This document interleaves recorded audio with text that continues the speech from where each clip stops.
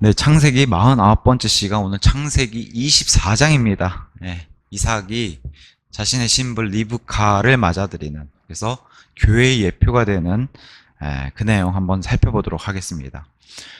성경은 예수님이 주인공이시기 때문에 예수님의 예표가 참 많죠. 창세기 4장에 첫 번째 목자 아벨, 또 아벨이 흘린 피, 또 그런 것도 다 예표가 될 것이고, 창세기 6장부터 등장하는 방주, 그것도 예수님의 예표가 되는 것이고, 그래서 창세기에서 쭉 오다가 24장이 창세기에서 가장 긴 장이에요. 내용이 가장 많아요. 그래서 이 가장 긴 장에서 시간을 끌면서 섬세한 부분까지 이제 성령님께서 다루시고 강조하시는 부분이 바로 24장인데, 무려 예수님의 예표가 30가지나 기록되어 있는 게 바로 24장입니다. 왜 그러냐? 이삭, 예수님의 예표가 되죠. 리브카, 그의 아내가 되는 리브카는 교회의 예표가 되죠. 그래서 그리스도와 교회에 대해서 여기서 창세기서부터 설명하고 있기 때문에 그래요. 그래서 결혼이, 성경이 말하는 결혼이 우리 생각보다 훨씬 더 거룩한 것임을 의도적으로 강조하기 위해서 24장에서 이것을 의도적으로 보여주면서 잠시 이렇게 숨고르기를 한다는 거죠. 창세기 22장에 이삭이 이제 모리아산 사건을 겪었어요. 모리아산을 오르면서 죽음, 그 다음에 순종, 그 다음에 산을 내려오면서 다시 부활. 이걸 이제 예표로, 또 실제로 그런 일로 알려주셨죠.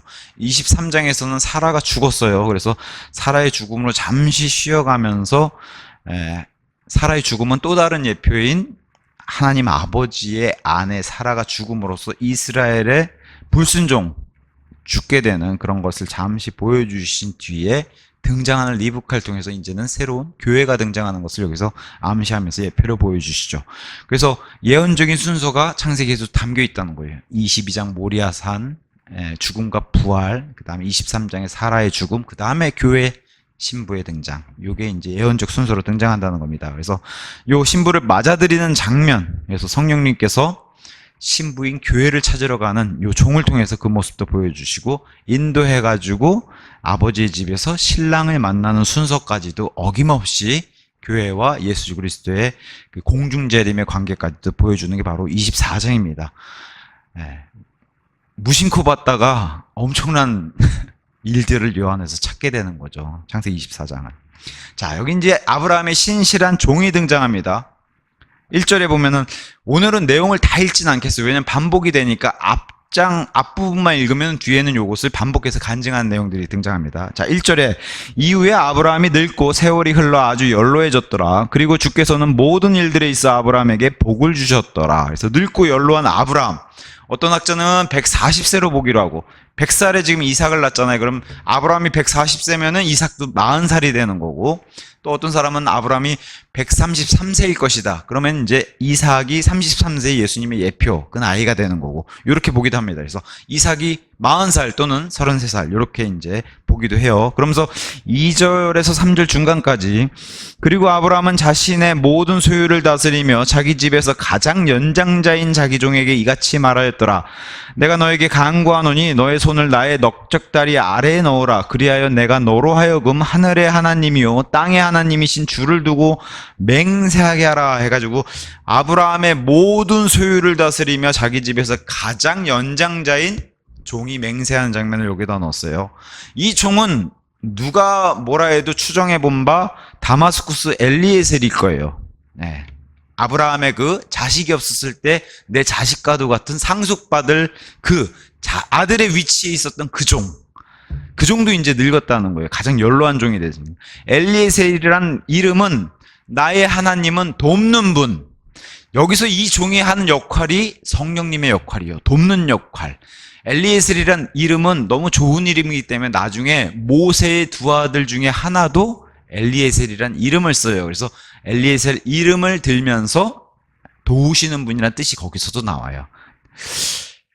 그래서 다마스쿠스로 엘리에셀로 예상이 되는데, 자, 아들이 없었던, 심지어 이스마엘도 없었던 아브라함 그 당시에서는 이 엘리에셀이 아브라함의 상속자였어요. 그래서 가장 신실하고 모든 것을 소유할 수 있었던 그런 종이자 아들의 자리를 대신해서 한때 아들처럼 모든 것을 상속받을 수 있었던 존재였는데, 여기서는 이름이 등장하지 않는, 의미심장하고 굉장히 중요한 의미예요. 이름이 등장하지 않는. 그래서 성령님의 사역을 대신해서 예표하는 그런 인물로 여기서 등장합니다. 하나님께서 의도적으로 이름을 빼셨다는 거예요. 왜 그래요? 철저한 섬기는 종의 신분을 계속 강조하기 위해서 이름을 빼요. 아들 같은 상속자에서 이제는 섬기는 신실한 종, 그 모습을 보여주고, 그래서 이름을 뺀 게 굉장히 의미하는 바가 큽니다. 그래서 우리 성경에서는 아버지 하나님과 아들 하나님, 그리고 복음서에서는 이 아버지 아들 관계를 계속 보여주면서 뚜렷하죠. 아버지와 아들은. 근데 성령님은 그에 비해서 뚜렷하지가 않아요. 상반되게. 성령 하나님은 특히나 더 아들을 위해서만 일하시는 분이시기 때문에 여기 종이 그런 예표로 잘 등장하죠. 그래서 우리 성령님의 역할은 이런 역할이라고 예수님이 설명해 주셨어요. 그래서 이 땅에서 올라가시기 전에. 그래서 요한복음 15장 26절, 그러나 내가 아버지께로부터 너희에게 보낼 그 위로자, 바로 아버지께로부터 나오시는 진리의 영께서 오실 때면 그분께서 나에 관하여 증언하시리라. 이게 성령님의 역할이에요. 철저하게 성령님은 처음부터 끝까지 예수님을 증언하시는 분. 또 16장 14절에서도 이렇게 얘기해요. 그분께서 나를 영화롭게 하시리라. 그래서 성령 하나님께서는 무조건 예수님의 영광을 높이고 예수님을 영화롭게 하는 역할. 이게 성령 하나님이 이 세상에서 하시는 사역이에요. 그러니까 우리가 기도할 때나 특히나 은사주의 교회들이 강하죠. 성령 하나님을 높이는 거. 성경은 그렇게 얘기하지 않아요. 성령 하나님은 앞에서 영광 받는 분이 아니라 예수님을 높이시는 분이에요. 그분의 일 자체가. 여기 종이 왜 이름을 감췄겠어요? 우리 성령님도 뚜렷한 이름이 없어요. 그죠? 임무는 있는데 뚜렷한 이름이 없어요. 예수님도 이름이시고 하나님도 이름이 뚜렷하신 분이신데 성령 하나는 그에 비해. 그래서 여기 종이 그런 모습들을 잘 나타낸다는 거죠. 아브라함은 계속해서 아버지의 예표가 되고, 이삭은 뭐 예수 그리스도의 예표가 되고, 여기 종은 성령님의 예표가 된 자, 이렇게 해서 등장. 너무 뚜렷한 삼위일체를 잘 보여주죠. 이 셋을 통해서. 하나님은 한 분이 아니세요. 이렇게 뚜렷한 세인격체로 세 분이신데 세 분이라고 부르지 않고 하나라고 하는 거예요. 그게 삼위일체입니다. 그래서 이 성령님, 특히나 여기 지금 엘리에셀의 이름 뜻처럼 나를 도우시는 분. 그래서 로마서 8장 26절에 성령님의 사역에 대해서 이렇게 설명하고 있죠. 우리의 연약함을 도우시는 중보자 성령님. 그래서 이분이 어느 정도까지로 중보하시면서 도와주시냐? 말로 표현할 수 없는 신음들을 가지고 우리를 도우시는 분이 성령님이시라는 거예요. 그 역할의 예표로 오늘 종을 삼으신 거예요. 종을 선택하신 거예요. 자, 아브라함의 넓적다리 아래, 사실은 성경이 여기까지만 얘기하지만 굉장히 은밀하고 중요 부위를 지금 거기다 대고 맹세를 하라고 하죠. 그래서 이건 씨와 관련돼 있는 부위예요. 그래서 실제로 남자 성기 위에다가 지금 맹세를 하는 건데, 나중에 야곱도 이렇게 하죠. 요셉에게 맹세하라고 하고. 그래서 이런 장면하고 또 하나는 또 다른 표현으로는 허리에서, 그죠? 아담의 허리에서 우리가, 아니면 멜기세덱의 허리에서, 이런 표현 쓰잖아요. 그래서 그 허리에 씨와 관련돼 있는 표현을 할 때 이렇게 이제, 특히나 야곱도 나중에 뭐 뒤에 가서 창세기 47장 가서 보겠지만 요셉에게 맹세를 권할 때 이렇게 이제 넓적다리에다가 맹세하게 하는. 더군다나 맹세의 엄중함이 뭐예요? 하늘의 하나님, 땅의 하나님이신 주. 이렇게 해서 엄중한 그 맹세를 하게 하죠. 자, 3장 중반에서 4절에서 이렇게 얘기합니다. 너는 내가 그들 사이에 거하고 있는 가나안족들의 딸들 중에서 내 아들을 위하여 한 아내를 취하지 말지니라. 그러나 너는 나의 고향과 나의 친족에게 가서 내 아들 이삭을 위하여 한 아내를 취할지니라. 자, 가나안족들의 딸들과 친족의 딸들이 이렇게 상반되게 이제 등장하면서, 우리가 다 알다시피 가나안은 세상, 우상 숭배자, 육신을 상징하죠. 그래서 여기서는 안 된다는 거예요. 그리고 사악하고 음란하고 자신을 섬기는 자, 세상을 섬기는 자들이에요. 여기서는 고를 수가 없는 거예요. 왜 그래요? 교회 예표가 되니까. 아들의 신부가 될 수 있는 사람은 아버지와 친족 관계를 이룬 출생을 해야만 하는 것을 여기서 보여줘요. 그래서 육신을 따라 나오는 첫째 출생의 가나안 사람들은 안 돼요. 결코 아들의 신부가 될 수 없어요. 그래서 하나님의 신부가 되기 위해서는 반드시, 요한복음 3장에 예수님 말씀입니다. 너희가 반드시 다시 태어나야만 하리라. 반드시 둘째 출생을 한 사람만 신부가 될 수 있다는 거예요. 그래서 창세기서부터 성경이 뭘 얘기해요? 믿음의 사람들 안에서의 결혼을 명령하고 있어요. 멍에를 같이 매지 말라 그랬어요. 바알과 예수님이. 그죠? 무슨 조화를 이루겠느냐. 낙타와 나귀가 멍에를 같이 매고, 해병대에 관련돼 있는 가끔 갖다 동영상 보면은 머리에 고무보 트이고 나오는 거 보셨죠? 그런 거 가끔씩 보죠. 어떤 사람은 키가 크고 한 사람이 작잖아요? 서로 괴롭습니다. 작은 사람들은 무게가 쏠려서 괴롭고, 큰 사람도 목이 너무 힘들어서 그게 같이 멍에가 안 맞는 거예요. 똑같아요. 이 믿는 사람과의 결혼에 대해서는 엄중하게 하나님께서는 계속해서 여기 창세기서부터 뭐라고 얘기해요? 가나안족들의 딸들에서는 아내를 취하지 말지니라. 이렇게 강력하게 명령을 아예 하시죠. 금지를 하세요. 그래서 믿지 않는 사람과는 결혼을 하지 말라. 같은 멍에를 매지 말라. 이렇게 얘기를 하는 겁니다. 그래서 종이 이삭의 신부를 이렇게 찾으러 나가는 일처럼 성령님께서 예수 그리스도의 신부를 얻기 위해서 지금 이 세상에서 사역을 하고 계세요. 종의 역할. 그 예표로 지금 창세기 24장에 이 종이 그 모습을 잘 보여줍니다. 그래서 이삭에게 적합한 배필을 찾는 모습. 또 자기 주인인 아브라함과 이삭, 이 주인의 높은 지위를 함께 누릴 수 있는 상속받잖아요, 또 이삭이. 그래서 그 신부를 취하려고 하는 모습을 보여주고, 이 일은 모리아산 사건 이후에 일어나죠. 예수님도 교회를 어떻게 얻어요? 갈보리 십자가 사건 이후부터 교회 시대가 출발해서 신부를 얻기 시작하는 거, 동일하게 지금 그 예표를 잘 보여주고 있는 겁니다. 자, 5절에서 6절. 이에 그 종이 그에게 말하기를, 혹시라도 그 여자가 저를 따라 이 지역으로 오려고 하지 않는다면 제가 당신의 아들을 당신께서 나오신 그 지역으로 반드시 다시 데리고 가야 할 필요가 있나이까 하였더라. 그러자 아브라함이 그에게 이같이 말하였더라. 너가 내 아들을 거기로 다시 데려가지 않도록 너는 경계하라. 절대 안 된다는 거예요. 칼데아 우르. 지금 아브라함의 고향이고 이 땅의 본향이에요. 근데 절대로 아들을 데려가서는 안 된다라고 얘기해요. 자, 그러면서 이 5절과 6절에서 보여주는 게 뭐냐면은, 특히나 칼빈주의에서 얘기하는 선택된, 예정된 사람, 그렇지 않다는 거예요.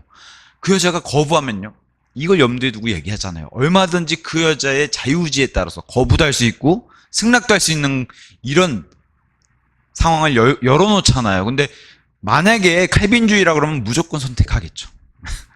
그런 일은 없다는 걸 창세기서부터 보여줍니다. 그래서 아들의 신부가 되길 원하는 사람만, 이거 되게 의미심장해요. 아들의 신부가 되길 원하는 사람, 저와 여러분이 예수 그리스도의 신부인데 되기 원하는 사람만 구원해 주신다는 거예요. 여기도 되기 원하는 사람만 데려오겠다는 거예요, 종이. 그래서 구원은 오직 원하는 사람만 받을 수 있는 거예요. 원하지 않으면 하나님도 강제로 주시지 않는다는 거예요. 그건 구원이 아니기 때문에. 또한 약속의 땅에 머무르는 게 하나님의 뜻이에요. 바빌론으로는 절대 돌아가는 걸 금하세요. 동일한 게 있죠. 이스라엘이 광야를 나와서, 이집트를 탈출해서 광야를 나왔을 때 이집트로 다시 되돌아가는 걸 강력하게 막으시죠. 왜 그래요? 세상과 죄와 마귀를 상징하고 있기 때문에. 바빌론도 똑같아요. 세상과 죄와 마귀를 상징하고 있기 때문에 절대 안 되는 겁니다. 심지어 자기 본향인데도 절대로 거기 가서는 안 된다. 하나님이 약속해 주신 가나안 땅 벗어나서 얼마나 고생 많았어요. 이집트 내려가가지고 아내 팔고 그런 경험도 있었던 아브라함. 물론 이제 그 사라는 이제 죽고 없지만 어쨌든 바빌론 땅으로 돌아가는 건 강력하게 이제 아브라함도 금하고 있습니다. 우리 하나님은 그녀에게서 나와라. 계속 얘기하잖아요. 바빌론 그녀에게서 나와라. 이집트 그녀에게서 나와라. 이게 하나님의 명령이기 때문에 절대 되돌아갈 수는 없는 겁니다. 그래서 7절에서 9절, 하늘의 주 하나님께서는 나의 아버지의 집과 나의 친족의 지역에서 나를 취하시어 나에게 말씀하셨으니 나에게 맹세하시면서 말씀하시기를 내가 이 지역을 너의 씨에게 주겠노라 하셨도다. 그분께서 자신의 천사를 너희 앞에 보내시리니 너는 거기서 내 아들을 위하여 한 아내를 취할지니라. 그리고 만일 그 여자가 너를 따라오려는 의사가 없다면 그때 너는 나의 이 맹세에서 해제되리라. 다만 내 아들을 거기로 다시 데려가지 말라. 그러자 그 종이 자신의 주인 아브라함의 넓적다리 아래 자기 손을 넣어서 그 사안에 관하여 그에게 맹세하였더라. 자, 만약에 어떤 여인이 거절하게 되면은 너가 지금 내 명령을 받아서 이 맹세가 무효가 되니까 그때는 괜찮아. 근데 그 여자가 따라오려는 의사가 없을 때, 근데 그럼에도 이삭을 그 바빌론으로 데려가지 말라고 다시 한번 여기서 두 번째 경고를 하니까 종이 이 맹세를 하게 되죠. 그래서 아브라함의 명령, 그다음에 당부를 이렇게 하고, 그리고 종이 맹세한 장면입니다. 그래서 신부를 구하러 아들도 직접 안 가고 아버지도 안 가죠. 그리고 아버지 집에 머물고 있어요. 똑같죠, 예수님도. 우리 교회인 신부를 기다리시고 어디서 기다리세요? 아버지의 곁에서 기다리고 계세요. 그리고 신부는 누가 지금 구하고 있어요? 성령 하나님이 구하고 있죠. 똑같습니다. 아들은 예수님도 마찬가지고 이삭도 마찬가지고 종이 합당한 신부를 데려올 것을 신뢰하면서 기다리고 예수님도 신뢰하면서 하늘에서 기다리고 계세요. 예수님께서는 이 땅에 왕국을 세우러 오시기 전에는 이 땅에 다시 오시는 일은 없어요. 성령 하나님만 이 땅에서 사역을 하고 계신 거예요. 하나님께서는 지금도 자신의 말씀을 종들을 통해서 일하고 계시는데, 지금 아브라함도 자기의 종을 통해서 말을 전해서, 여기 지금 신부가 아브라함이나 이삭을 보고 믿는 게 아니거든요. 리브카가 똑같아요. 보고 믿는 게 아니거든요. 그저 종이 전달하는 말을 믿어서 따라오게 된단 말이에요. 똑같습니다. 이 땅에서도 하나님 아버지와 아들 하나님은 보고 믿은 사람은 없어요. 단 그분의 종을 통해서 전달된 말, 그 종이 저일 수도 있고 여기 계신 분들도 있고, 우리가 다 하나님의 종이잖아요. 또 성령 하나님께서 그 종의 인물 역할을 하시고 우리 안에서 일하시잖아요. 성령 하나님께서 쑥 나와가지고 막 회색 연기처럼 이렇게 일하시지 않잖아요. 우리 안에서 일하시는 거예요. 그분의 종께서 종들을 통해서, 똑같습니다. 말씀을 통해서 일하시는 거. 그래서 종의 사역에, 죄인이 종의 사역에 반응하지 않는다면 누구도 신랑이신 예수 그리스도를 만날 수 없는 거예요. 여기 원하지 않는 신부는 종을 따라오지 않기 때문에 똑같은 겁니다. 세상에서 일하시는 분은 자신의 종들 안에 거하시는 성령 하나님이세요. 그래서 그분이 계시록에서 마무리하시면서 종지부를 찢죠. 성령과 신부는 오라, 누구든지 원하는 자는 와서 마시라. 성령과 하나님, 그죠? 이 땅에서도 지금 성령과 신부가 동일하게 하나님의 일들을 감당하고 있는 것이고요. 자, 자신의 사역자들이 선포하고 전달하는 말씀을 통해서 하나님께서 일하시는 거예요. 여기 종이 일하는 것처럼. 아브라함의 종의 사역은 이렇습니다. 강제로 데려오지 말라는 명령을 받아요. 강제로 데려오면 안 된다. 그녀가 원하는 자만, 자를 데려와야지 강제로 데려오는 거 안 된다는 거예요. 믿음도 똑같죠. 강제로는 금지예요. 하나님도 그런 방법 쓰시지 않으세요. 구원도 강제로 받는 건 없고요. 그러니까 칼빈주의는 틀린 교리라는 거예요. 강제로 받는 건 없습니다. 자, 이삭을 소개해주고 아버지 아브라함을 통해서 얼마나 이삭이 아버지로부터 사랑을 받고 사랑받는 아들이고, 또 아버지의 막대한 재산을 상속받을 아들이고 그걸 소유하고 있는지를 말해주면서도 이걸 다 가서 전달만 하라는 거예요. 억지로 끌고 오지 말라는 거예요. 그럴 필요도 없다는 거예요. 그 얘기를 지금 아브라함이 종에게 하는 거예요. 우리 예수님 똑같죠. 성령 하나님 통해서, 또 저와 여러분 같은 종들을 통해서 우리 예수님이 우주에서 가장 부자십니다. 똑같은 얘기 하는 거예요, 지금. 이분이 상속받으시는데 우리한테 그것도 같이 상속해 주신 신부가 되면 같이 상속을 받습니다. 똑같은 얘기. 반응하라고, 원하는 자만 구원을 받아서 신부가 되는 거예요. 그래서 성령님의 뚜렷한 사역이 예표죠, 이 종은. 그래서 성령님은 사역자들을 통해 사람들에게 예수님을 증언하시고, 그죠? 성령님의 사역이. 사람들이 자유의지를 통해서 자신들이 선택하여 예수님을 받아들이게끔 하시는 거예요. 자유의지를 통해서. 우리 하나님은 자유의지로 사람들을 구원해 주시는 걸 가장 높이 쳐주고 존중해 주시는 분이세요. 자유의지. 그러니까 로봇으로 만든 사람은 아무도 없다는 거죠. 마음이 움직이고 하나님께로 자발적으로. 아버지가 누구시고 아들은 누구시며 사람들을 위해 무슨 일을 하셨고 앞으로 어떻게 오시며 무슨 일을 하실지를 알려주시는 분이 성령님의 사역이에요. 이 땅에서 지금 하고 계시고 저와 여러분을 통해서도 하고 계세요. 아들이 누구시고 아버지가 누구시고 예수님이 다시 언제 오시고 앞으로 어떻게 오시고 다 알잖아요, 우리. 그죠? 그거를 우리 안에서 우리 입술을 통해서 하시는 게 바로 성령님의 사역이십니다. 예수님께서 얼마나 놀라운 출생을 하셨어요. 여자의 몸에서, 그것도 처녀, 남자를 알지 아니한 여자를 통해서 성령 하나님 통해서 잉태하셨고, 거기서 출생하신 분이 예수님이셨고, 또 아버지 하나님으로부터 얼마나 많은 사랑을, 내가 사랑하는 아들이다, 그죠? 내가 그 안에서 매우 기쁘다, 그 하늘로부터 음성을 내리실 정도 아버지 사랑을 가장 많이 받으셨던 분이고, 십자가 위에서 놀라운 모습으로 죽으시고, 그리고 3일 만에 부활하셔서 성경 말씀을 알려주시고 이 아들의 신부가 되기를 원하시는지 이 종처럼 똑같이 물어보는 거예요. 저와 여러분을 통해서, 종들의 입술을 통해서. 그래서 성령과 신부가 말하기를 누구든지 원하는 자는 생명수를 값없이 취하게, 그래서 이렇게 하신다는 거예요. 성령과 신부의 역할, 이 땅에서도 또 새 예루살렘에서도 동일하게 아주 친근한 사이죠. 성령과 신부는. 그러면서 여기 자신의 천사, 예언자 아브라함의 모습을 보여주죠. 여기서도 어김없이, 아니 이런 거 어떻게 알겠어요, 아브라함이.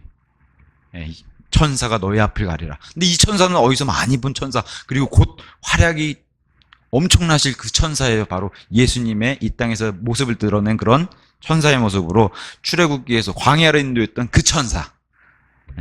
그 천사를 여기서 벌써, 그러니까 종 앞에서 너의 눈에 안 보인다고 해서 지금 인도를 하신 분이 계시다. 좀 있으면 이 종이 간증을 하거든요. 놀랍다. 하나님께 경배하는 장면이 두 번이나 등장해요. 왜냐면 이 모든 마치 시나리오가 써진 대로 정확하게 들어맞는 이 일을 하나님이 역사하셨구나. 본인이 아무래도 이 전율을 느끼지 않았을까. 그러면서 경배하는 장면이 등장합니다. 자, 10절에서 14절 종의 여종이 등장해요. 10절, 그리하여 그 종이 자기 주인의 낙타들 중에서 10마리의 낙타들을 취하여 출발하였더라. 이는 그의 주인의 제와들이 모두 그의 소안에 있었기 때문이라. 그런즉 그가 일어나 메소포타미아로 가서 나홀의 도시에 이르렀더라. 주인의 제와들이 종의 손안에 있었다는 거예요. 가장 좋은 것, 종은 이 주인의 지금 대리자 역할로 해서 주인 대신에 가는. 근데 우리 예수님도 우리에게 상상 못할 것을 주시는 거 고린도전서 2장 9절 10절에서 이렇게 기록해 놨어요. 하나님께서 그분을 사랑하는 자들을 위하여 예비하신 것들은 눈이 보지 못하였고 귀가 듣지 못하였으며 사람의 마음속에 들어온 적도 없었느니라. 상상 초월하는 거랑. 그러나 하나님께서 그분의 영으로 우리에게 그것들을 계시하셨느니라. 누굴 통해서요? 성령님을 통해서 계시했다는 거예요. 그래서 이는 성령께서는 진정 모든 것들, 곧 하나님의 깊은 것들까지도 살피시기 때문이라. 우리에게 알려주신 분은 바로 이 성령님. 그래서 이런 것들을 지금 종이 가서 알려주고 있는 역할을 그 예표로 보여주는 겁니다. 그러면서 우리 역시도 하나님과 예수님을 본 적이 없고 여기 지금 앞서 나가는 이 천사도 본 적이 없어요. 그럼에도 우리는 하나님을 알고 천국도 알고 있고, 그죠? 이렇게 알고 있는 이유가 뭐예요? 아버지께서 보내주신 종, 성령님, 또 성령님 전에 아버지의 종으로 오신 예수님을 통해서 이 모든 걸 알게 됐다는 거예요. 그래서 공생에서는 예수님이 종의 사역을 하셨고 예수님 승천하신 뒤에는 그 동일한 사역을 성령 하나님이 하고 계신 그런 걸 통해서 우리가 알고 있다는 거죠. 복음 믿은 사람은 아무도 없는 거예요. 보지 않고 믿는 게 그게 진정한 믿음이다 보여준 겁니다. 낙타가 10마리 등장해요. 아브라함이 부자란 걸 보여주는 거예요. 부자. 낙타 10마리 엄청난 부자예요. 지금 이것을 상속받는 아들이 바로 이삭이다라는 것을 미래 신부한테 보여주는 거예요. 일종의 이것도 과시입니다. 왜 그래요? 아내 될 사람의 안정적인 삶도 여기서 보여주는 거예요. 그건 다음 시간에 할 텐데 그런 걸 여기 낙타 10마리 다 내포가 되어 있습니다. 자, 아브라함은 지금 헤브론, 친교란 뜻의 헤브론에 거하고 있기 때문에 종은 저기 메소포타미아까지 가려면 긴 여정을 가야 되는 긴 여행길이에요. 그래서 다마스쿠스를 지나서 유프라테스 강을 건너서, 그죠? 하란, 자기 아버지가 죽었던 그 도시, 거기서 강을 건너와야지만, 그래서 히브리인자는 강을 건너온 자. 근데 다시 그 도시로 가려면 다시 강을 건너서 가야 되니까. 그래서 유프라테스 강을 건너서 메소포타미아 나홀의 도시인 바로 하란으로 간 겁니다. 그래서 거기에서 살고 있는, 거기서 헤어졌으니까요. 아브라함이 그래서 가나안 땅으로 들어갔기 때문에. 그래서 종이 이제 기도를 하죠. 그리고 그가 저녁 시간 11절 14절까지요. 곧 여자들이 물을 기르러 나가는 시간에 도시 밖 물이 있는 우물 곁에서 그의 낙타들로 하여금 무릎을 꿇게 하였더라. 그러고는 그가 이같이 말하였더라. 오 나의 주인 아브라함의 주 하나님이여, 제가 당신께 간구하노니 이날 저를 형통하게 해주시어 저의 주인 아브라함에게 친절을 보여주소서. 보소서, 제가 여기 물이 있는 이 우물 곁에 서 있나이다. 그리고 이 도시 사람들의 딸들이 물을 기르러 나오나이다. 그런즉 이러한 일이 일어나게 하소서. 곧 제가 젊은 여인에게 말하기를 내가 그대에게 간구하노니 내가 마실 수 있도록 그대의 물동이를 내려달라 하면 그녀가 말하기를 마시소서. 그래야만 제가 당신의 낙타들에게도 마실 것을 주겠나이다 하게 하소서. 당신께서 당신의 종 이삭을 위하여 지정하신 그녀가 바로 그 여자가 되게 하소서. 그리하면 이로써 당신께서 제 주인에게 친절을 보여주셨음을 제가 알겠나이다. 여기 지금 낙타도 저도 우물가에 왔는데 우물가에 이 낙타와 제가 마실 수 있는 물을 대접한 그 여인이 이삭의 아내가 되는, 요렇게 된다면 제가 하나님이 아브라함과 또 저와 함께 이 하나님의 역사하심을 제가 알겠습니다라고 이렇게 이제 먼저 얘기하는데 바로 요게 그대로 이루어지죠. 그래서 종의 기도, 이 모든 일은 종의 기도도 마찬가지예요. 하나님과의 좋은 관계, 교제 관계 속에서 이루어지는 게 바로 이 기도 그리고 응답이에요. 하나님과 관계가 안 좋은데 응답받는 것은 불가능한 일이죠. 그 다음에 여기 종은 주인의 기쁨을 위해서 지금 일하고 있죠. 너무 당연한 얘기지만 우리 성령 하나님도 자신의 주인 관계는 아니지만 그분의 사역의 대상인 예수님을 위해서 기쁨을 위해서 일하고 있고 예수님도 기쁘게 받으시고요. 그래서 제가 아까 성령님을 선포한 사람, 누가 그랬어요? 교회에서 예배 시간에 성령님만 선포하는 사람은 오히려 성령님을 슬프게 하는 사람이라는 거예요. 왜? 성령님은 원하지 않으시니까. 성령님만 강조하는 사람은 오히려 성령님의 사역자가 아님을 드러내는 거라는 거예요.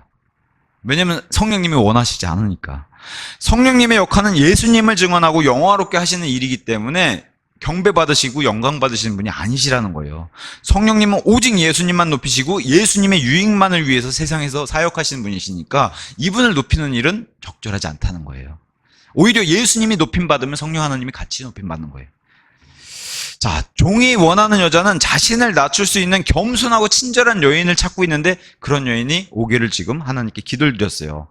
그래서 누구나 아들의 신부가 될 수 있는 건 아니에요. 종의 기준에도 맞아야 되고요. 특히나 우리 성령님의 기준에 맞아야 돼요. 분명히 구원받으시려면 성령님의 그 하나님의 기준에 맞아야죠. 그래서 그 기준이 우리 오전에도 얘기했잖아요. 기준이 뭐라 했어요?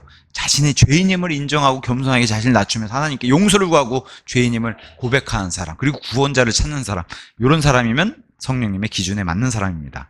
그래서 겸손한 자와 교만한 자, 자신이 지옥에 갈 수밖에 없는 죄인이라는 사실을 인정하는 사람, 겸손한 사람이에요. 자신이 의롭고 영적이라고 생각하는 사람, 교만한 사람이에요. 다른 사람보다 내가 높다고 생각하는 사람, 자신이 병들었다고 생각하지 않고 나는 의사가 필요 없어요 말하는 사람은 결코 구원 못 받아요. 구원받을 수 있는 사람은 하나님은 거룩하신 분이라고 얘기하면서 나는 절대로 그런 존재 될 수 없다라고 얘기하는, 이런 고백할 수 있는 사람, 이런 사람이 겸손한 사람이에요. 하나님은 절대적으로 선하시지만 나는 더럽다, 이렇게 고백할 수 있는 사람, 나는 악하다 인정할 수 있는 사람, 이런 사람이 겸손하죠. 이런 사람에게 하나님이 구원의 기회를 베풀어 주시고 구원해 주시는 거예요. 자, 리브카가 드디어 왔습니다. 15절에서 26절까지. 자, 15절. 그러자 이러한 일이 있었으니 그가 고하는 것을 마치기도 전에, 이겁니다. 기도하는 것을 마치기도 전에 눈 떴더니 바로 리브카가 와 있는 거예요. 보라, 리브카가 자기 어깨 위에 자기 물동이를 메고 나왔으니 그녀는 아브라함의 형제 나홀의 아내 밀카의 아들 부드엘에게서 태어났더라.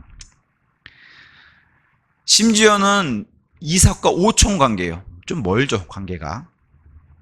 자, 기도가 끝나기 전에 응답받는 것은 바로 하나님이 이 모든 걸 다 알고 계신다고 하는 것을 보여주신 거고, 이사야서 65장 24절에도 이 재밌는 이런 말씀이 있습니다. 자, 65장 24절에 그런즉 이러한 일이 있으리니, 똑같습니다. 지금 그 구조가 여기 지금 창세기 24장에 말씀하고, 그들이 부르기도 전에 내가 응답하겠노라. 그리고 그들이 아직 말하고 있는 동안 내가 듣겠노라. 여기 기도, 고하는 것을 마치기도 전에 리브카가 왔어요. 그래서 존 필립스는 이렇게 얘기했습니다. 이 이야기는 너무 꿈이 먹고 너무 자연스러운데도 그러면서도 동시에 하나님께서 개입하셨음이 분명하다. 그래서 이렇게 멋진 표현했어요. 이 자연스러운 것 위에 초자연스러운 것으로 초자연적인 것이 덮고 있다는 거예요. 자연스러운 것 위에 초자연적인 것이 덮여 있다. 결코 우연한 만남은 아니다라고 얘기해요. 그래서 더 멋있는 표현, 이제 피날레 찍습니다. 이 만남은 하늘에서 계획되고 땅에서 이루어졌습니다. 멋있죠, 표현이. 자, 리브카라는 뜻은 끈, 고리, 이런 뜻이에요. 그래서 나홀의 아내 부두엘의 딸, 나홀은 아브라함과 형제인데 그의 아들의 딸이에요. 멀죠, 아브라함과도 멀고 이삭과도 멀어요. 그러니까 이삭과 오촌 관계입니다. 자, 16절. 또 젊은 여인은 보기에 아주 어여쁜 처녀로서 어떤 남자도 그녀를 안 적이 없었다. 순결하죠. 그리고 그녀가 우물로 내려가서 자기 물동이를 가득 채운 다음에 올라왔더라. 처녀로서 어떤 남자도 그녀를 안 적이 없더라. 이게 바로 교회에 원하시는 순결한 한 처녀의 모습이에요. 그래서 교회 역시도 동일하게 이 모습을 요구하시죠.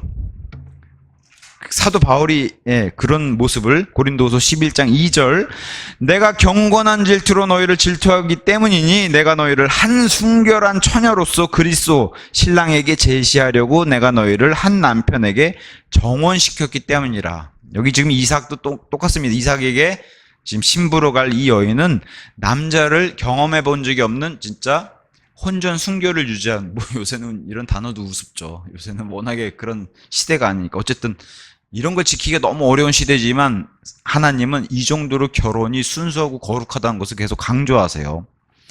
그래서 17절에 그러자 그 종이 그녀를 만나려고 달려가서 말하기를 내가 그대에게 간구하노니 그대의 물을 내가 조금 마시도록 해달라고 얘기하면서 이제 낙타도 얘기하고 자기가 좀 전에 기도드린 내용을 여기서 이제 동시에 26절까지 이제 진행을 시켜요. 그래서 우물에서 자신과 낙타들에게 친절을 베푸는 그녀를 통해서 하나님의 역사하심을 그대로 지켜봐요. 여기서 더 이상 아무것도 안 하고 그냥 종은 지켜보기만 합니다.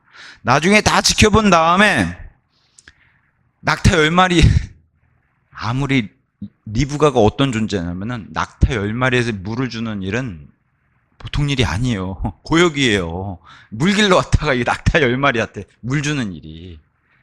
그 일을 묵묵하게 불평 없이 하는 리브가의 모습에서 이 종은 무릎을 치면서 이 여인이다. 하나님이 내게 보여주신 여인이 이 여인이다 라고 얘기를 하면서 하나님의 위대한 임무가 이제 여기서 보여주죠. 그래서 하나님의 위대한 임무는 그리스도의 신부가 될 사람들을 찾아내는 성령님의 사역을 여기서 보여주는 거고, 그래서 성령님은 하나님의 뜻과 목적에 따라서 역사하시는 겁니다. 그래서 강요하거나, 왜 종이 지켜만 받겠어요? 절대로 강요하거나 이러지 않아요.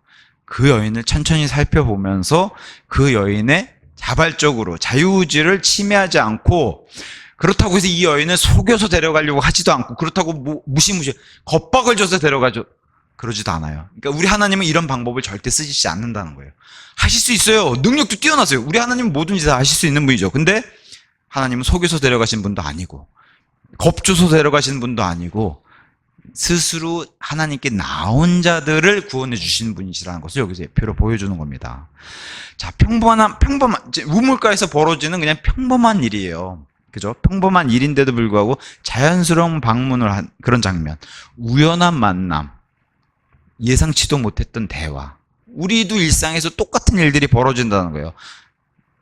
그냥 평범하게 친구가 전해준 이거 한번 읽어볼래 하고 소책자, 전도지, 이런 것들을 통해서 하나님이 영께서 일하시고 계시다는 거예요. 종도 마찬가지죠. 이 종을 리브카가 지금 자기의 어떤 일이 벌어질지 모르고 지금 물 길러 왔다가 엄청난 일을 맞이하게 되는군요. 우리 하나님의 일도 이러신. 근데 하나님 편에서는 우연은 없어요. 우리 사람은 우연적으로 지나가다가 뭐 한번 읽어보세요 받을 수도 있는데 하나님 편에서는 우연이 없다는 겁니다. 마침내 이 종을 통해서 리브가에게 좋은 소식이 전해주죠. 내가 사실 이렇게 온 이유는 나와 내 낙타들에게 마실 물을 준 사람은 우리 주인, 아들 주인의 신부를 얻기 위해서 왔다는 걸, 이 장황한 얘기를 지금 리브가에게 하는데 리브가가 놀라운 얘기를 듣죠. 리브가 입장에서는 굉장히 좋은 소리예요. 성경은 이것을 뭐라고 표현할까요? 복음. 좋은 소식을 들은 거죠. 리브카 입장에서는. 복음이 마침내 전해졌어요. 선택은 누구에게 달렸냐? 리브카에게 달린 겁니다. 저와 여러분도 마찬가지죠. 복음이 전달될 때 선택의 시간은 우리에게만 온전히 온다는 거예요. 그래서 결정한 시간은 내가 하는 거죠. 자유의지로. 그 얘기를 여기서도 동일하게 보여줘요. 그래서 리브카에 대한 종이 사용한 방법이었고 하나님도 저와 여러분에게 사용하는 성령님의 방법이기도 해요. 혼을 구해오시는 이 방법이. 모든 것을 들었어요. 27에서 28절. 자, 그런 다음에 그가 26절에서 이 모든 일을 경험해보니까 종이 놀란 거예요. 어떻게 자기가 하나님께 요구했던 이 모든 일이 정말 자기가 시나리오를 쓴 것처럼 이게 똑같이 진행되는 걸 보고 머리를 숙여서 주께 경배를 하죠, 종이. 여기서는 아브라함의 주인이 아니라 아브라함의 하나님이 아니라 바로 주께 경배를 바로 하죠. 그 다음에 27절에 28절. 그런 다음에 그가 말하기를 나의 주인 아브라함의 주 하나님께서 찬양받으시기를 바라노라. 그분께서 나의 주인을 그분의 자비와 그분의 진리가 결여된 채로 놓아두지 아니하셨도다. 내가 길 가운데서 있는데 주께서 나의 주인의 형제인 집으로 나를 인도하셨도다 하였더라. 이에 그 젊은 여인이 이제는 이 모든 일을 듣고 달려가요. 누구에게로? 가족에게로 달려가서 이 일들을 자기 어머니의 집 사람들에게 일러주었더라. 놀라운 얘기를 들었고 복음을 들은 사람도 이거랑 똑같이 반응해야 되는 게 정상이라고 얘기하죠. 왜? 예수님께 구원받은 사람은 알리지 않고 못 베기는 거예요. 제가 그래서 이순신, 세종대왕 그 누구더라도 제가 왜 이 사람들 얘기하면서 부정적으로 보냐면은 예수님을 만난 사람은 이게 정상적인 반응이라는 거예요. 예수님을 인격적으로 정말 제대로 만난 사람이라면 주변 사람들에게 알리지 않고 못 베기는 거. 그리고 정확하게 가서 전달을 해야 되는 게 창세기에서부터 우리에게 알려주는 거예요. 근데 뭐 다시 한번 말씀드리면 세종대왕과 이순신에게서는 그런 모습이 등장하지 않았다는 거죠. 네. 왜냐? 사마리아 여인도 동일한 모습을 보이죠. 메시아나 그리스도를 만나면은 그런 게 너무 당연한 거예요. 알리지 않고 못 베기는 거. 여기 지금 리브카도 그 모습을 보여주죠. 모든 것을 들었더니 리브카가 바로 너무 놀라운 얘기를 들었어요. 물 길러 갔다가 리브카에게는 평소와 다른 없는 날이었는데 완전히 인생이 180도 바뀌는 이런 일이 벌어졌죠. 그래서 리브카는 지금 얘기만 들었어요. 아브라함 보지 못했어요. 이삭도 보지 못했어요. 그녀가 본 것은 겨우 종이었고 들은 것은 종이 전달해준 말뿐이었어요. 우리도 그냥 하나님을 본 적 없죠. 그저 뭘 들었어요? 전달로? 성경 말씀만 들은 거죠.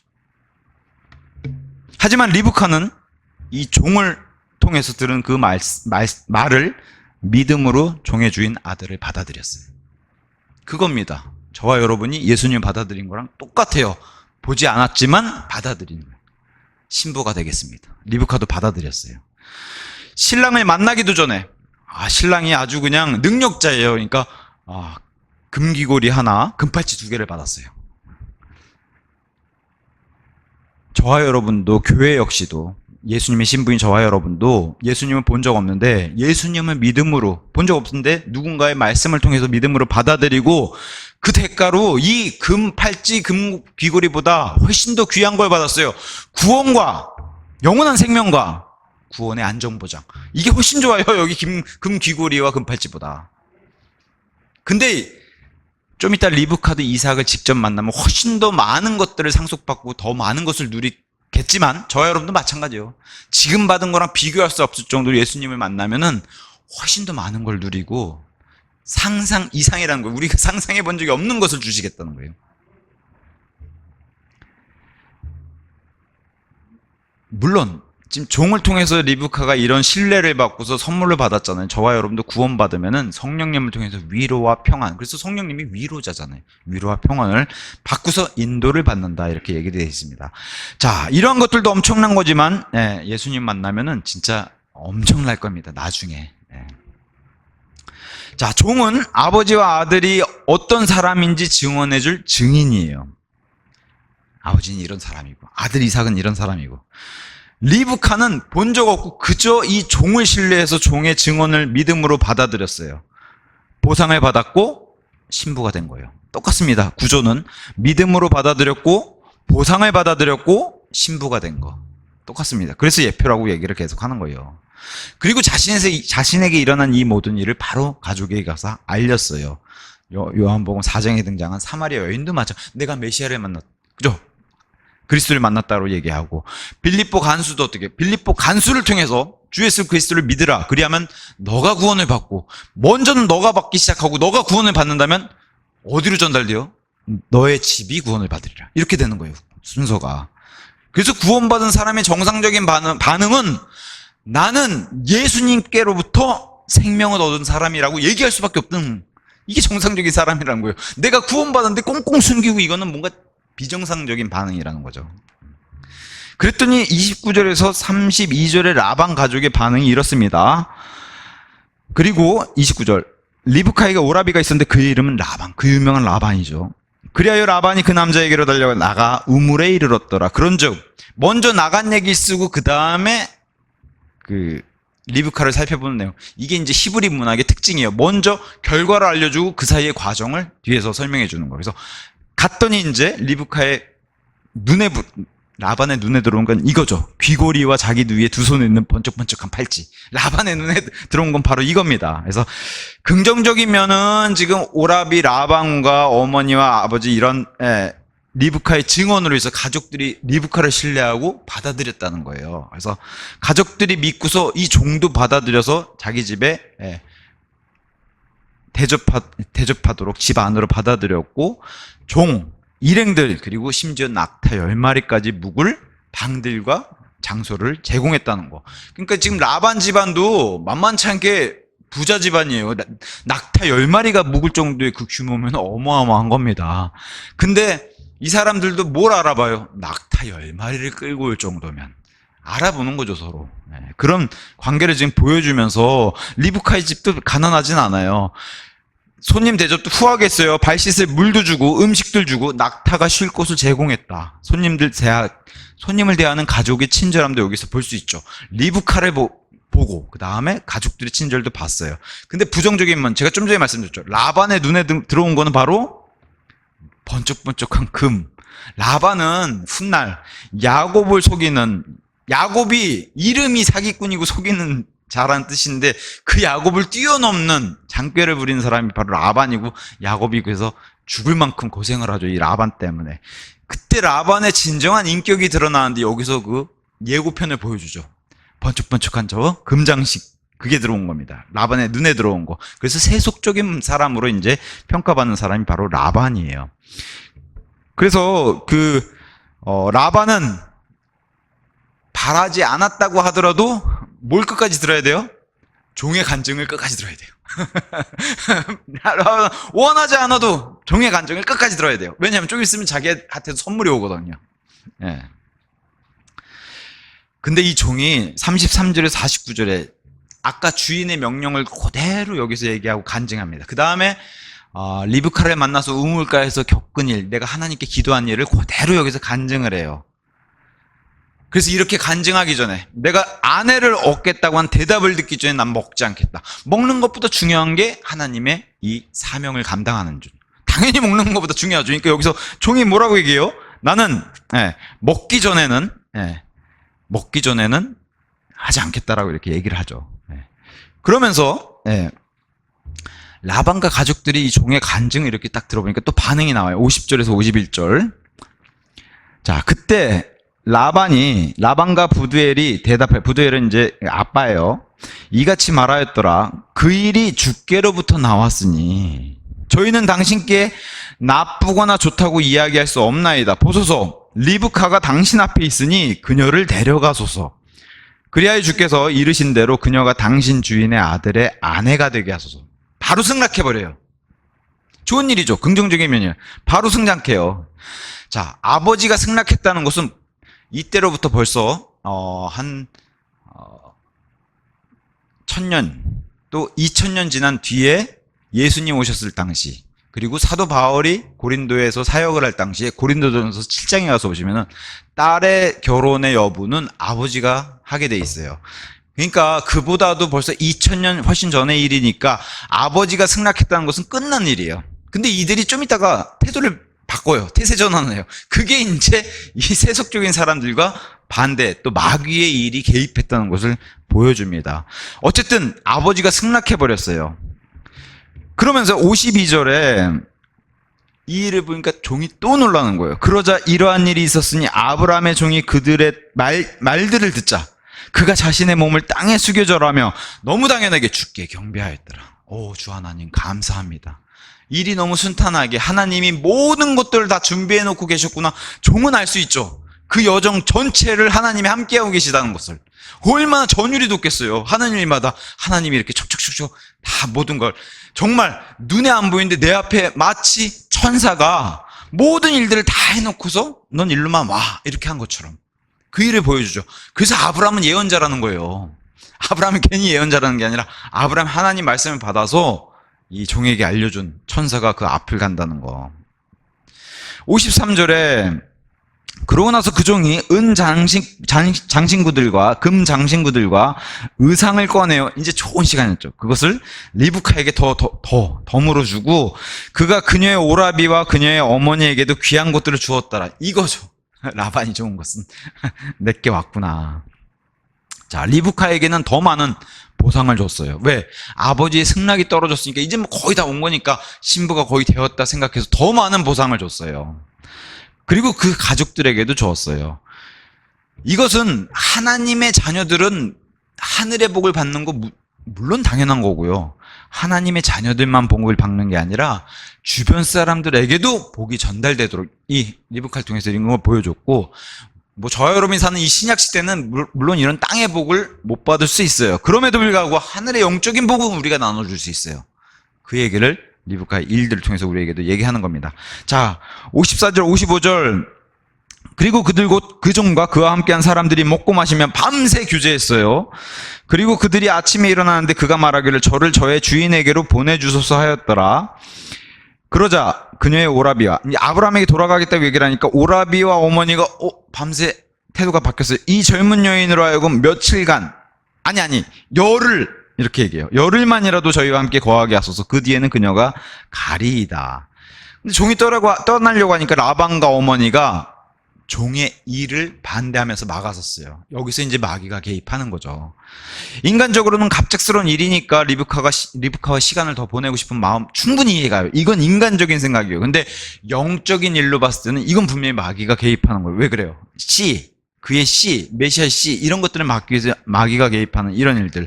그래서 이런 일들을 통해서 주저하면은 하나님의 일을 망칠 수 있어요.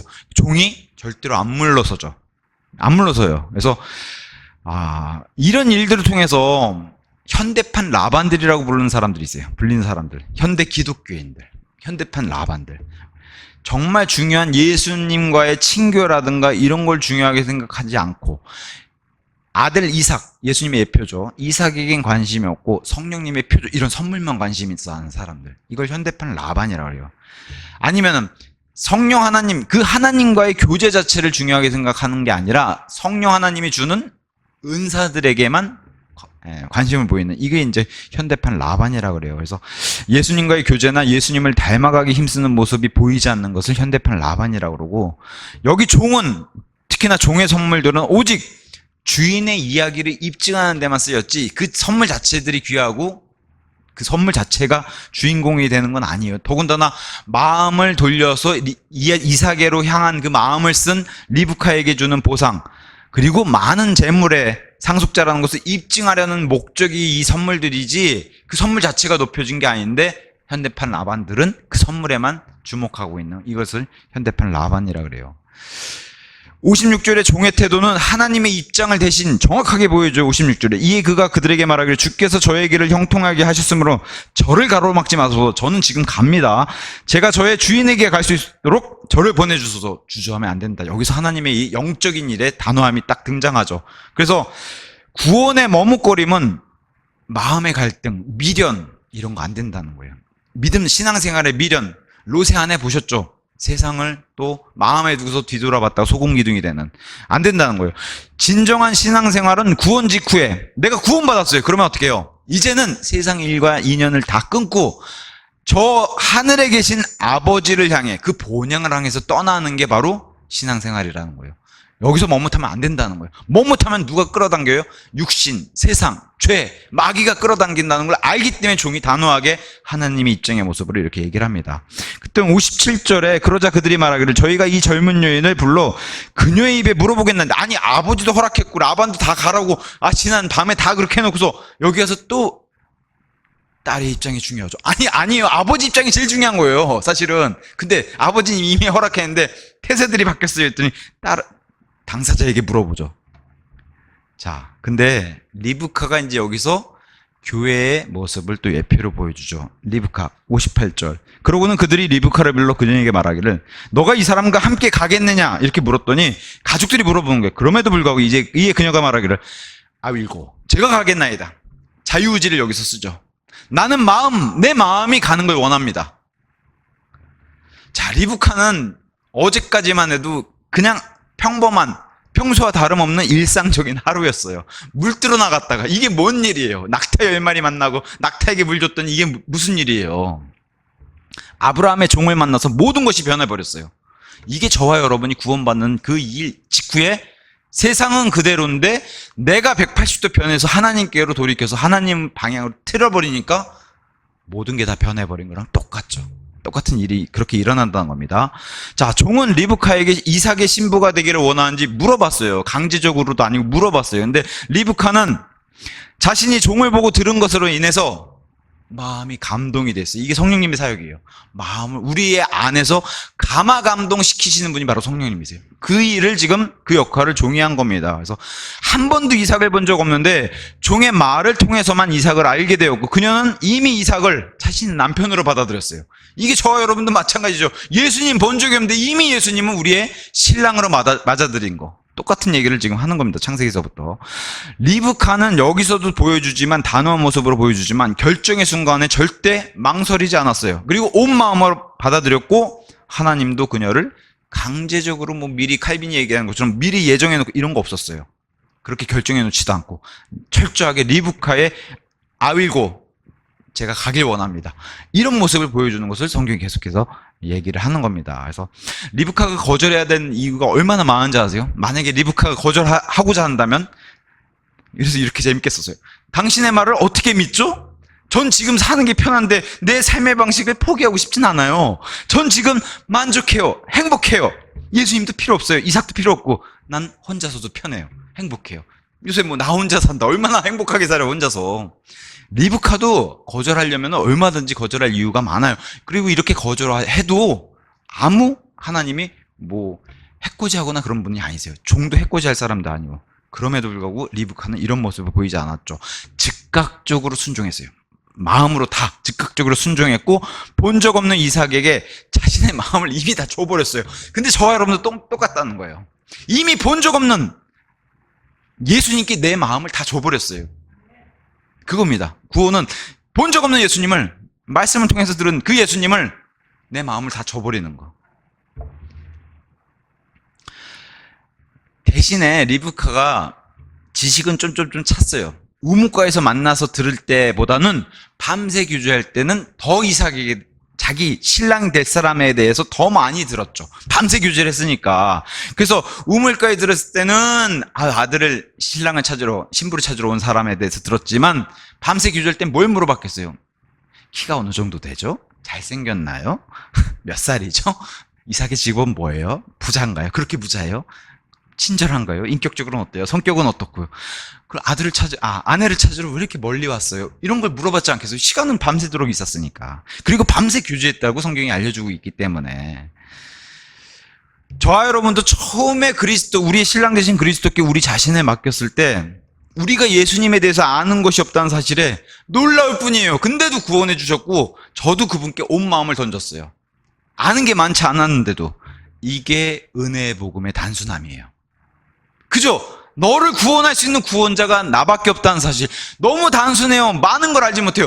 예수님의 머리카락, 뭐 눈동자 색깔, 뭐 이런 거 몰라도 예수님을 그냥 나의 구원자, 내 죄를 용서해 줄 수 있는 분, 이렇게 접근했단 말이죠.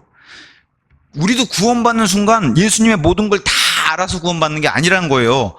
구원받는 후에 점차 예수님과 교제를 나누면서 하나님의 모든 계획을 알아가기도 하고 예수님을 점차 알아가는 거예요. 여기 지금 리브카처럼 그 점진적인 단계를 창세기서부터 보여주는 거예요. 점차 이삭에 대해서 알아가듯이 저와 여러분도 성경 공부하고 영적으로 성장하면서 예수님을 더 알아가는 거예요. 구원받아 본 내 신랑 되신 사람이 어떻게 생겼을까? 어떤 성격이실까? 이런 것들을 성경 책 안에서 알아가는 거예요. 점점 더. 알아가다 보면 어떻게 해요? 점점 더 많이 알게 되는 거예요. 신랑에 대해서. 이것이 우리도 구원받은 후에 그분을 알아가는 것이 중요한 이유를 여기 성경에서 얘기해주고 그래서 성경 공부, 그다음에 성경 공부하는 게 중요하다라고 계속 얘기하는 겁니다. 제가 가겠나이다.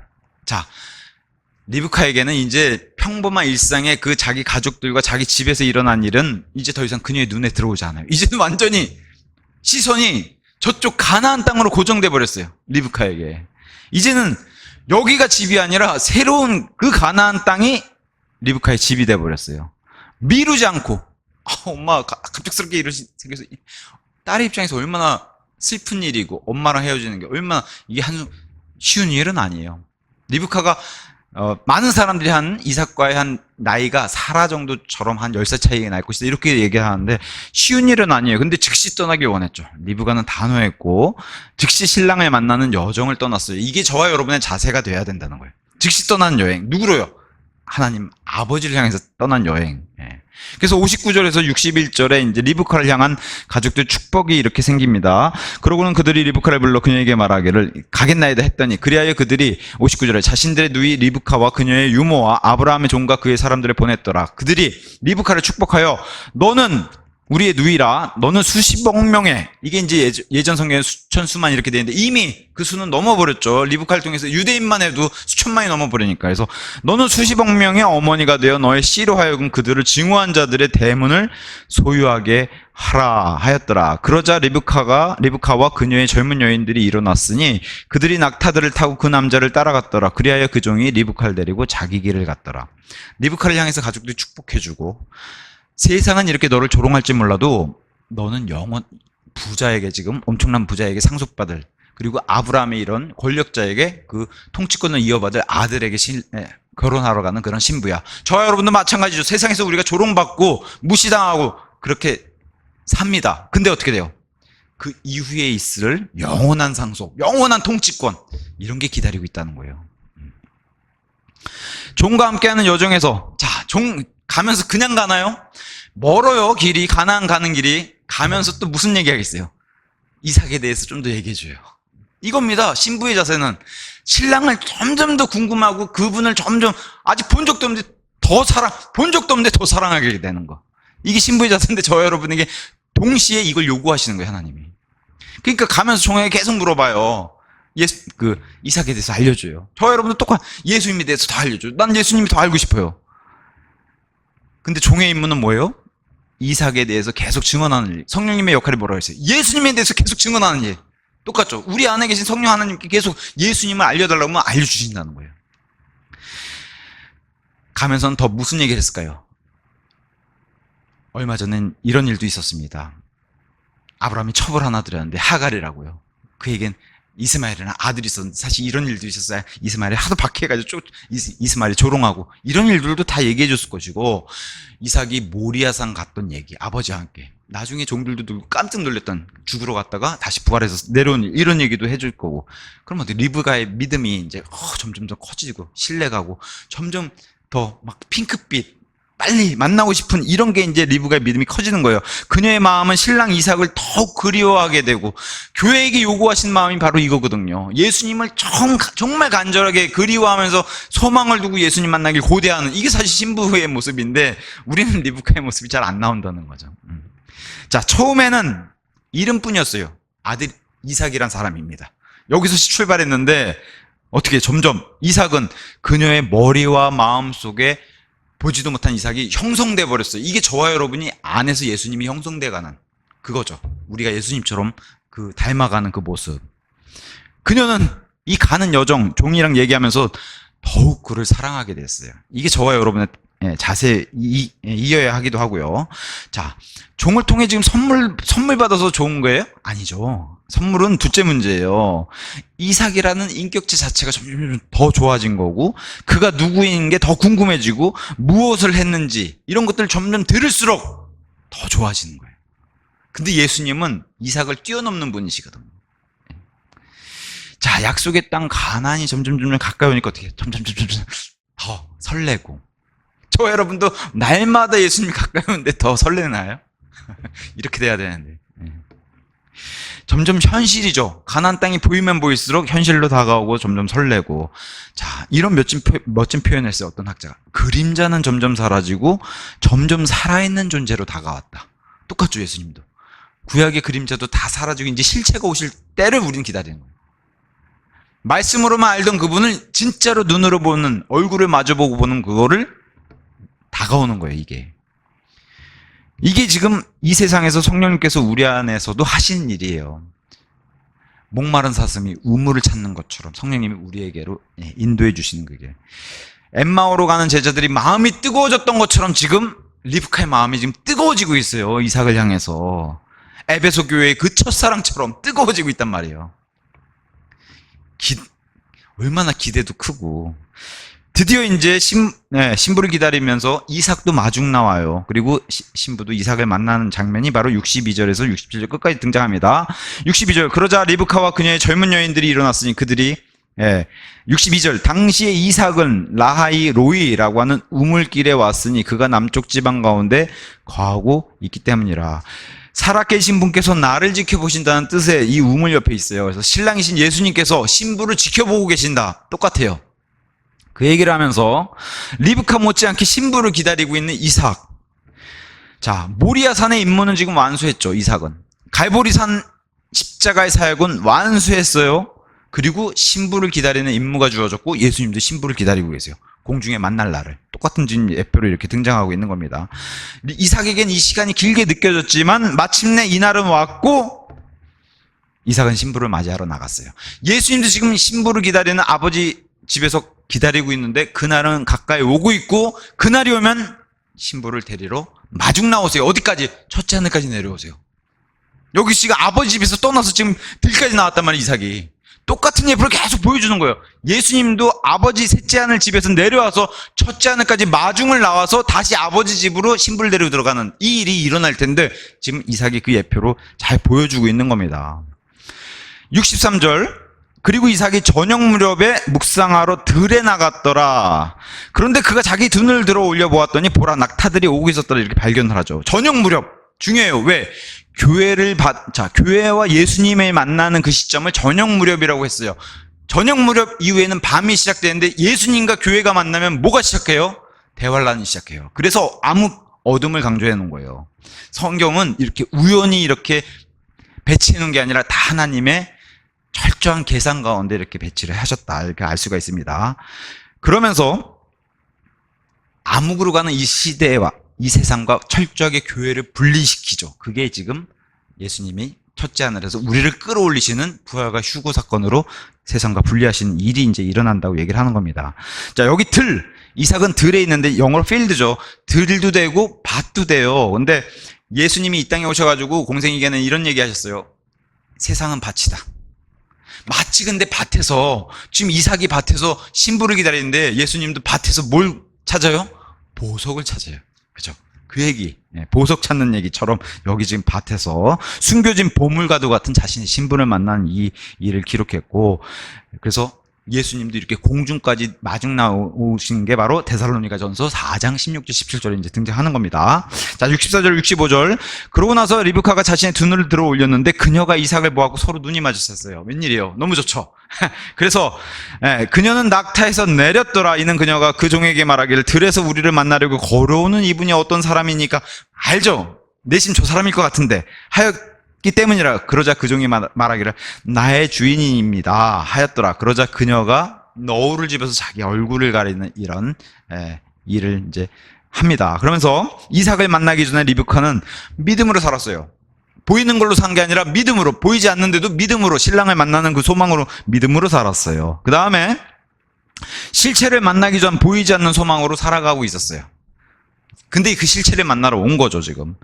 그래서 67절, 66절. 그런 다음에 그 종이 자신 행한 그 모든 일들을 이삭에게 다 알려줬고, 그러자 이삭이 그녀를 그녀의 어머니 사라의 천막 안으로 데리고 들어가서 그녀를 취하였으니, 이게 바로 예수님과 우리가 이제 공중에서 만나서 신혼방에 들어가는 그 일. 그래서 그녀는 그의 아내가, 자, 신부를 찾으러 갔다가 단어가 바뀌어요.